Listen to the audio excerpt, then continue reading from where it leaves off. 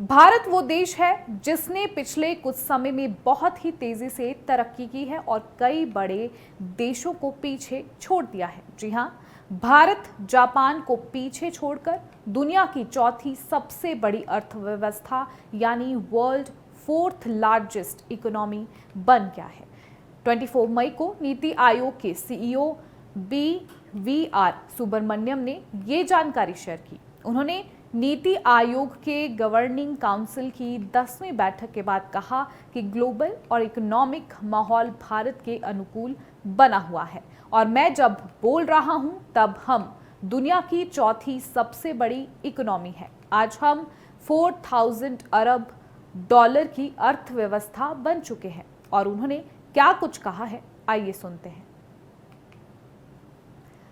नीति आयोग की बैठक के बाद सीईओ सुब्रमण्यम ने अंतर्राष्ट्रीय मुद्रा कोष के आंकड़ों का हवाला देते हुए कहा है कि अब भारतीय अर्थव्यवस्था जापान से भी बड़ी हो गई है। भारत ने ये मुकाम पाकर इतिहास रच दिया है और अब सिर्फ अमेरिका, चीन और जर्मनी की इकोनॉमी ही भारत से आगे है।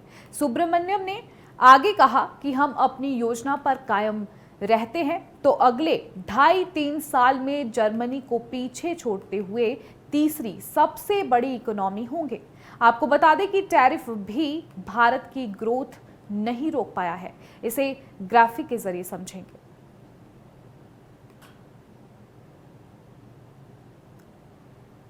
भारत ने दुनिया की चौथी सबसे बड़ी इकोनॉमी बनने का ये मुकाम ऐसे समय में हासिल किया है जब अमेरिका टैरिफ के चलते दुनिया में हलचल है। लेकिन अमेरिकी राष्ट्रपति डोनाल्ड ट्रंप का टैरिफ भी भारत की ग्रोथ को नहीं रोक सका है और ना ही पाकिस्तान के साथ तनाव का इंडियन इकोनॉमिक ग्रोथ पर कोई असर पड़ा। भारत लंबे समय से दुनिया में सबसे तेजी से आगे बढ़ती हुई अर्थव्यवस्था बना हुआ था और अब उसने जापान को पीछे छोड़ दिया है।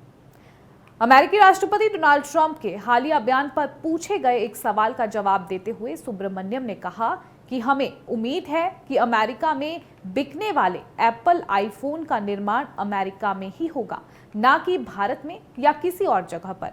उन्होंने आगे कहा कि आगे टैरिफ क्या होगा ये अनिश्चित है। गतिशीलता को देखते हुए हम निर्माण के लिए सस्ती जगह जरूर होंगे। सुब्रमण्यम के मुताबिक जो है परिसंपत्ति मुद्रीकरण पाइपलाइन का दूसरा दौर तैयार किया जा रहा है और इसकी घोषणा अगस्त में की जाएगी।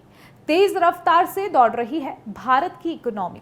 वर्ल्ड बैंक से लेकर IMF तक और तमाम ग्लोबल एजेंसियों ने भारतीय अर्थव्यवस्था का लोहा माना है और आगे भी भारत की जीडीपी ग्रोथ रफ्तार सबसे आगे रहने की बात अपनी हालिया जारी रिपोर्ट्स में कही है। ऐसे में बीते दिनों केयर्स रेटिंग की रिपोर्ट में अनुमान जाहिर करते हुए कहा गया है कि चौथी तिमाही में भारत की जीडीपी ग्रोथ यानी इंडिया की जीडीपी ग्रोथ जो है 6.8% रहने का अनुमान है, जिससे वित्त वर्ष 2025 की कुल ग्रोथ रेट 6.3% रहेगी।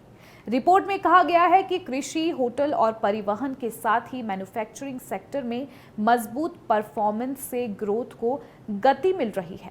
भारत ने जहां एक और जापान को पीछे छोड़ते हुए दुनिया की चौथी सबसे बड़ी इकोनॉमी होने का तमगा हासिल किया है, तो वहीं दूसरी ओर डोनाल्ड ट्रंप टैरिफ के साथ ही महंगाई में लगातार बढ़ोतरी के चलते जापान की अर्थव्यवस्था पहले से ही मुश्किलों का सामना कर रही है। रिपोर्ट्स के मुताबिक जापान में अप्रैल के दौरान महंगाई तेजी से बढ़ते हुए 3.5% पर पहुंच गई है, जो बाजार के पूर्वानुमान से ज्यादा है।